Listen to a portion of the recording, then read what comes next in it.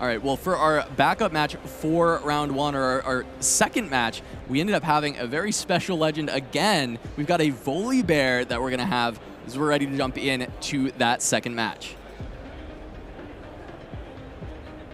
Or maybe not. We'll talk a little bit more then. It may be Volibear. I know it's Volibear versus Kaisa, and we're getting into the second game of that match, as it is going to be Florian Christian Lagen. He's recently top-8'd the Flesh and Blood World Championship this year, and now flying in from Vienna, Austria to play some Volibear. He said he also wanted to go for that medal card, and he's going up against Rishi on the other side.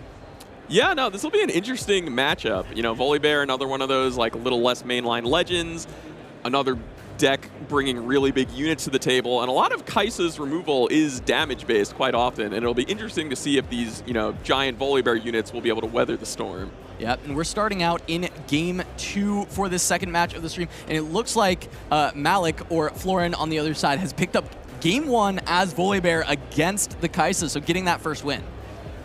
Yep, and well, interesting to see how this matchup will play in these post-board games here. So for this second game, we do have Vilemaw's Lair for Volibear. So once you go into the Vilemaw's Lair, you can't go home.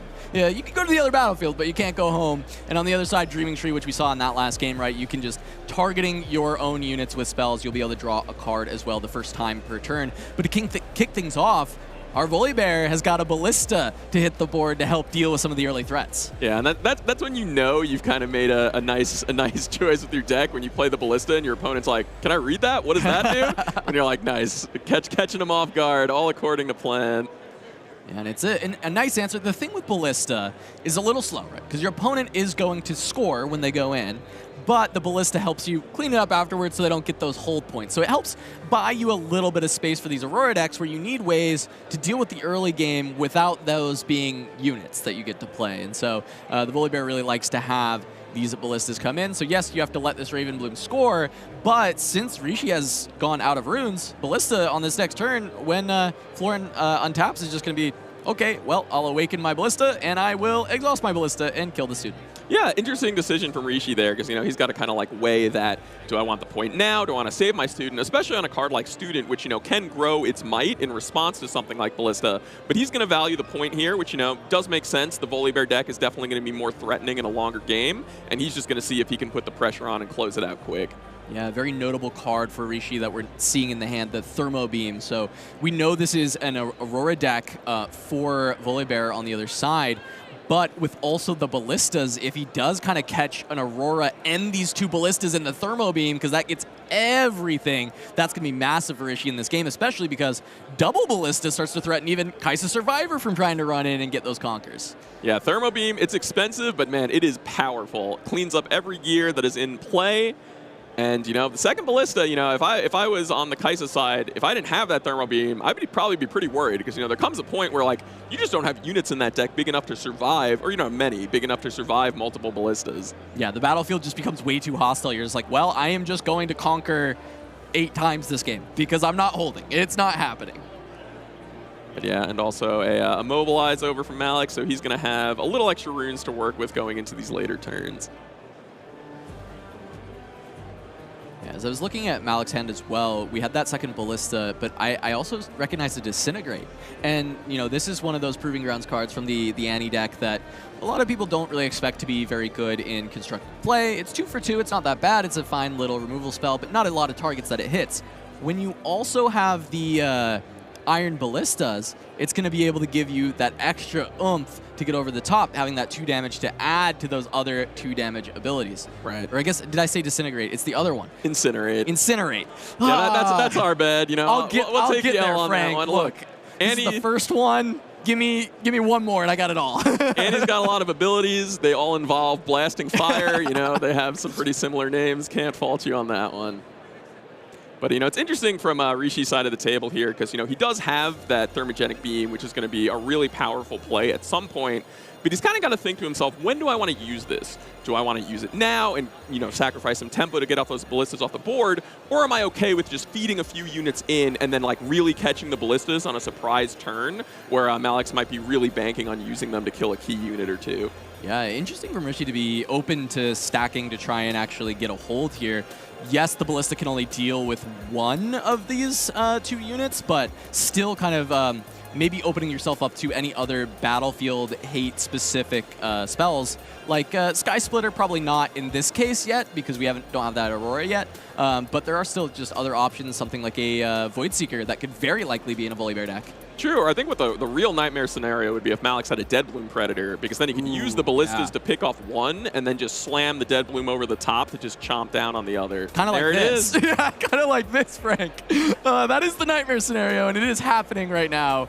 We are in the nightmare, even though the Nocturnes were in the last game, as we do have the Dead Bloom hitting the board into the Dreaming Tree. Rishi is tapped out, so this is just food for the fire, food for the bear.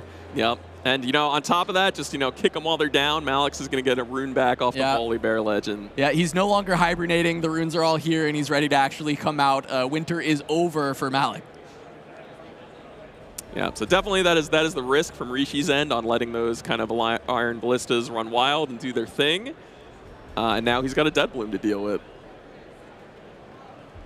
And it looks like another piece of tech from the side of Rishi, the Mega Mech, has been drawn. Sometimes just getting these bigger units can help you deal with the Aurora decks of actually finding a way to fight through. Helps your Stupefies actually be online, some of these other cards that you may be forced to actually keep in, and now you actually have a big option. But generally, that can kind of help you close out the game and look for a big hold, whereas when you've only been able to score a few points early on, it can get a lot less value. But I think the big saving grace is going to be him sitting on that Thermo Beam. So once this Aurora hits the table, whenever it does, he's immediately got the answer.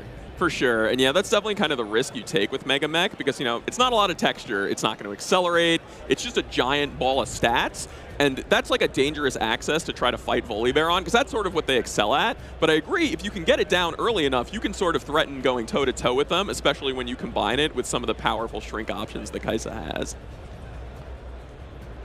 Let's see what the Volibear has in the tank now. Feels like no Aurora. I don't see one in hand as he's flipping through. I see a Magma Worm, though, as that is a very powerful tool to come off of the Aurora and really enable the rest of your deck.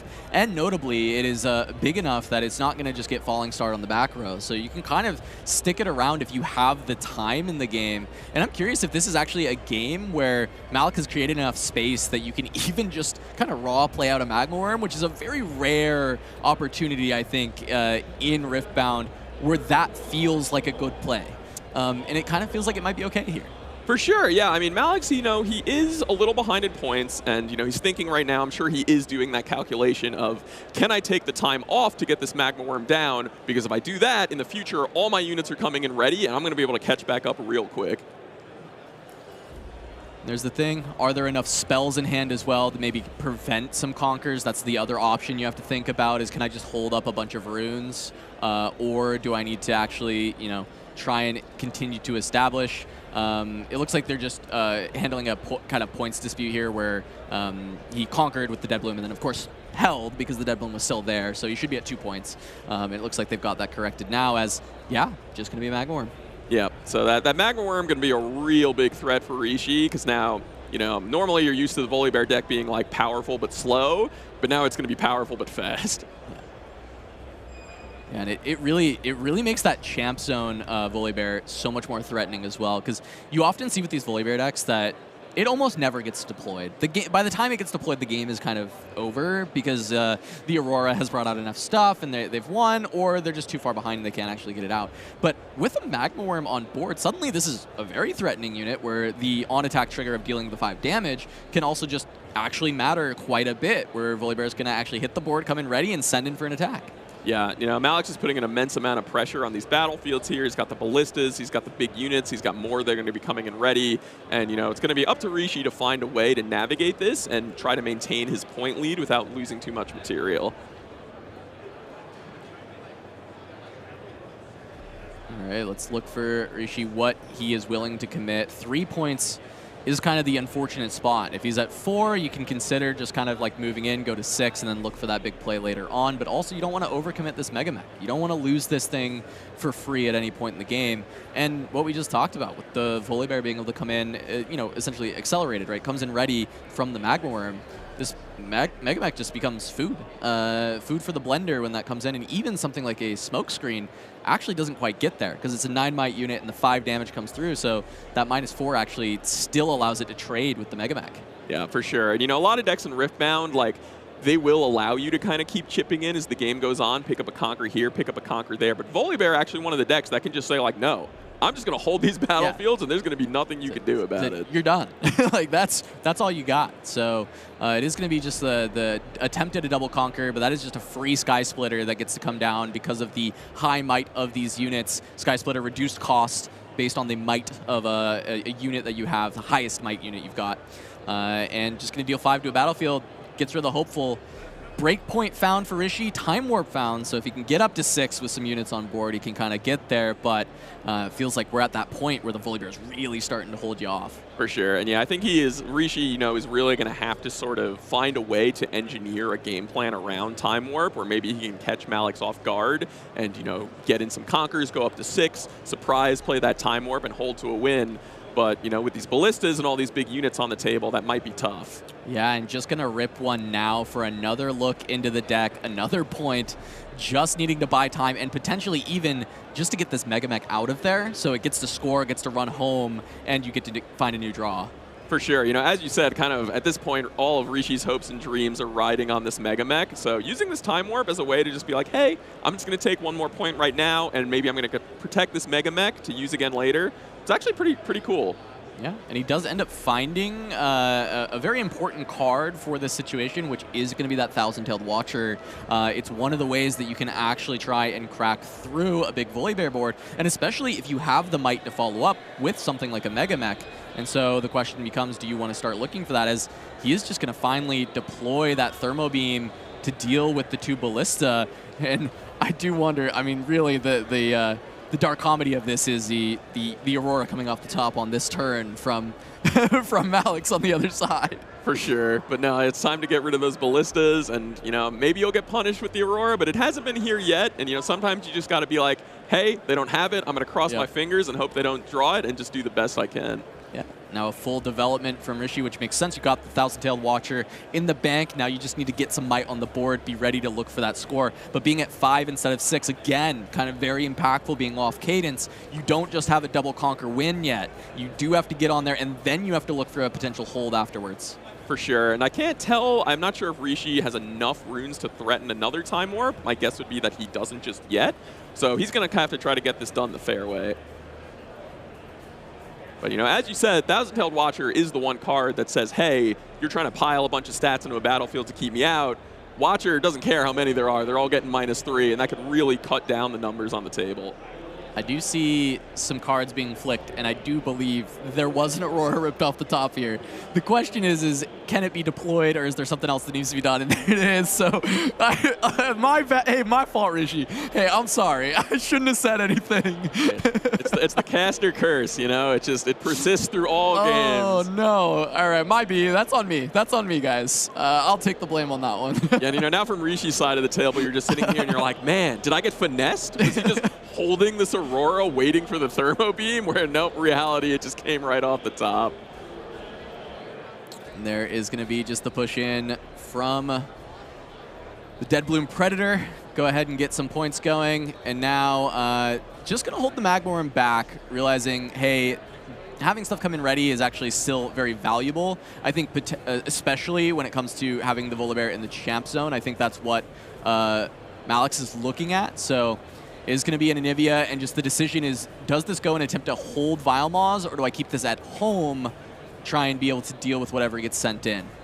Yeah, no, it is crazy how different the texture of the game is when your opponent's on 5 versus 6. You know, they're on 6, you got to do everything you can to stop them. They're on 5, you kind of have to do almost nothing, and you could really store up your resources to knock them out in a following turn. Yeah, the big thing is, next turn I have to deal with this. Next turn I have to make sure that everything gets protected. And I think one of the big things that Rishi actually gets the luxury of here is because on the other side MalakX didn't go into the Dreaming Tree, you can just send a Sentry in there and develop further and then look for that thousand-tailed Watcher, big push to try and end the game. Yeah, it's definitely kind of like that standoff where, like, okay, who's going to do it? Who's going to put their cards in the middle and say, this is the time where I'm going to box you out? And right now, both players kind of just committing minimal necessary to score their points. And Watcher is going to be deployed now, though, instead, wanting to get the Dead Bloom off the board, get up to 7, and look for the hold.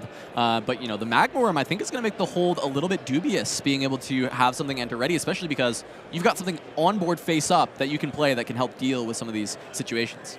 For sure, and definitely can't, you know, underestimate the trigger from that Anivia either. MalakX is going to have a lot to work with on his next turn. Let's see how Rishi wants to do this. Yeah, going to be just a send in to Vile Maws. It looks like a pretty big commitment being lined up. A lot of might. Neither of these going to need to worry about trading, but if there is maybe something like a Sky Splitter or any other kind of answer to deal some damage, there could be a trade opened up, but it looks like nothing there. The other thing, though, is Thousand Tail Watcher does do that -3 everywhere. So if there's a follow-up spell from Rishi, you might be able to actually deal with one of these backline units, and that can open up the hold to be a lot better. With 2 runes available, I think there was a Falling Star in hand that may be deployed at the end of this turn. Yeah, you know, if a Falling Star comes down from Rishi here, we might see this board swing pretty drastically. Because while the Aurora is a powerful play, we're at a stage in the game where it's probably not going to get too many opportunities to do its thing. And if the Magma Worm is taken off the table, all of a sudden the units aren't coming in ready anymore. And they might not be able to threaten these battlefields at all. Yeah, and it looks like that is maybe the target. Yeah, it is going to be the Magma Worm. Just double tap there. So Anivia is the only one that's going to be able to run in straight away. And the -3 on everything there, I still don't know that 8 might is enough to push over. In fact, I don't think it is. So there's going to have to be an additional thing to happen with this Anivia in order for MalakX to be able to push in and actually find the win. Yeah, but the one upside for MalakX here, Rishi's runes are fully exhausted, no real alternative costs coming out of the Kaisa deck, so he kind of just has, you know, what we call Riftbound puzzle game at this point. Can you figure out what's on the board and find a way to beat it? Yeah, and I think one of the big things is even if you can actually push through the big stack on Vile Maws, there still is the Sentry on Dreaming Tree that is, his point is worth just as much as the one at Vile Maws. That will also be the winning point if he is able to hold on. So being able to deal with both locations now that that Magma Worm is gone, I think is going to be a really tough task. Yeah, Watchful Sentry, you know, holds down the forts, he's far and wide, and might just be enough to get that last point. Here we go, calculating. The finger taps have been deployed. Does feel like Rishi may have been able to turn the corner and find that spot. The Ballista being taken out by the Thermo Beam, very impactful still, because a Ballista being able to deal with the Sentry and then just having to worry about the other side makes a massive difference. Yeah, no, I think really, really smart of Rishi to make that call and like, hey, there might be an Aurora coming, but the game is so late stage that I'd rather just take out these Ballistas, kind of get under the tempo, and I think I can beat an Aurora if it comes at this point. So let's see how this starts. That's a Cadrigan. Ooh, so this is saying I need Sky Splitter to win the game. Right. This is saying I don't really have it right now. I'm going to see if I could find it. And one thing to keep in mind, there is always a Dead Bloom off the top from the Aurora that could kind of swing the math here. So 2 draws. Let's see if they change anything.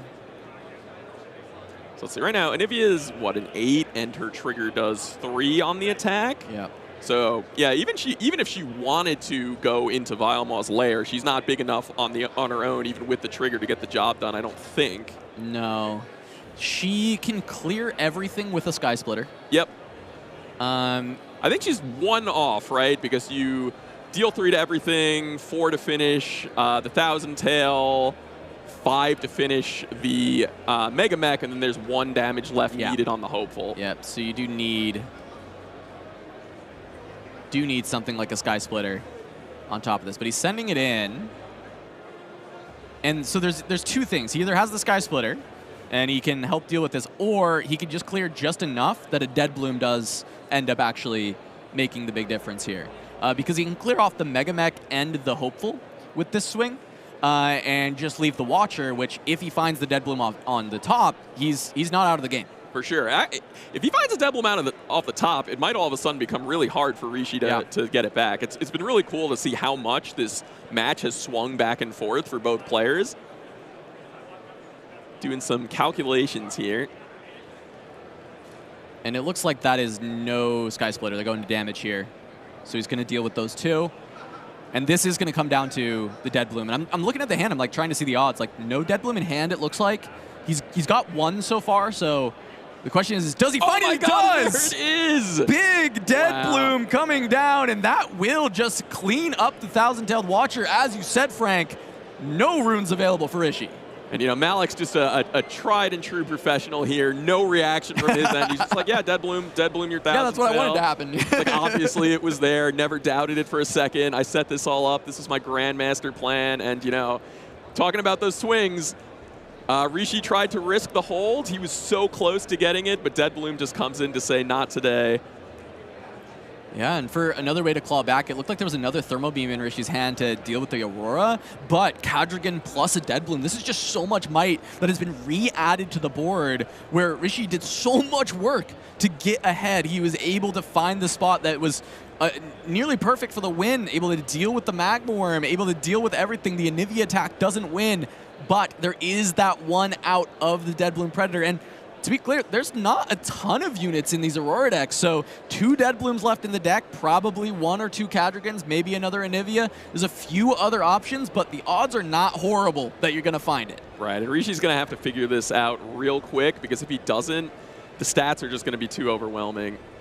And, you know, it's Thermal Beam, while, you know, a nice option for some of these gear, it does usually take most of your turn, and I just don't know if he can sacrifice that development right now. Yeah, instead it's just going to be a Watcher, deal with a Dead Bloom straight away, but this is just going to end up getting eaten by a Kadrigan on the other side. There's a big dragon ready for a meal, and that's a tasty fox sitting in Biomaw's lair. For sure, and although Rishi can't, you know, win the game off this Conqueror, he will get to pick up an extra card instead, might give him the tools he needs to fight back and hold on and get this last point. Yeah, the question is there another time warp that you can maybe set up for, you know, moving in a small guy and then time warping to win the game? Are there Acathian Reigns where you can pivot into a strategy where you actually just deal with every unit from the Aurora deck and actually kind of run them out of ways to win the game where you can finally end? There's a few options, but Sabotage is going to start from MalakX to try and deal with potentially the time warp or the Acathian Reign options. For sure, and you know, all to play for here. This is really anyone's game. MalakX going to take his time here to figure out what he wants to get out of Rishi's hand.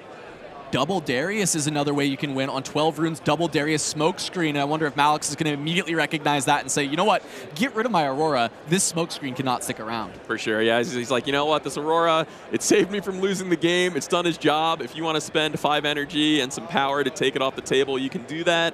I'm going to take the Smokescreen and try to fight you in the battlefields. Yeah, now being well aware of the double Darius out that Rishi has to be able to get those 2 7 ready units out of nowhere, he does have the ability to start thinking about how he can play around it. Yeah, and it looks like it might be time for the Fury Volibear to hit the table here, thinking about where we're going to put it. Yeah, there's that really interesting dynamic of, like, I can reinforce the Kadrigan battlefield here as MalakX, but then he would be sacrificing the ability to contest the other battlefield on the following turn. So, you know, do you want to play not to lose and be like, I really want to make sure you can't take Biomaw's lair right now, but then he might actually be at risk of losing to a hold down the line. Yeah, especially that double Darius running in, right? That's going to be able to take out Kadrigan and leave a Darius there. So if you've got nothing at home, that you're just not going to be able to deal with it, though. Hopefully for MalakX's side is now you've got all these draws from the Kadrigans. Maybe you've actually found those Sky Splitters that you've been looking for. Well, that was 3 Catalysts in a row there off the Aurora. That's pretty funny. And another Anivia is going to hit the table. Yeah, now you can re-question that same debacle. Do I put this into the Biomaw's or do I put it at home? Because he's got the Kadrigan at home now, so at least there's consideration to, oh, we can actually just look for the hold. Yeah, and you know, MalakX, he's really thinking here because he's saying, I know your hand, I know what you're capable of right now. Sure, you're going to have, you know, a draw step or 2 if you get an extra Conqueror, but I think I can beat what you've got. I'm going to put these in the base and make sure I can use them next turn as I need to.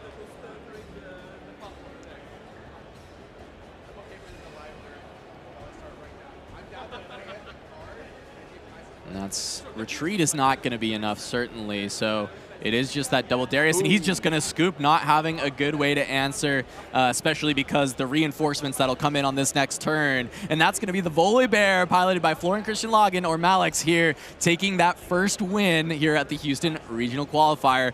Amazing to see some of these niche decks find the wins, especially into the big bad, into Kaisa. I know Volibear historically has been used as a, hey, this kind of has a good matchup into Kaisa. It might be a counter, but slowly people kind of eroded that thought. They thought, you know what, in the end of the day, it doesn't feel that favored. But, you know, Florian here showing us, hey, the Volibear can still get it done. Yeah, for sure, and just really impressive play for both players. You know, Rishi kind of being like, I'm going to make you have it, I'm going to go for this hold. But, you know, the Dead Bloom Predator sometimes just comes off the top when you need it, and that's the lottery of playing Aurora. Yeah. And sometimes it's just your day. Yeah, it's so big to be able to find that. You know, he had a game buffer to be able to go there, but I think he's very happy to finish that in 2 instead of having to go to a game 3 for that.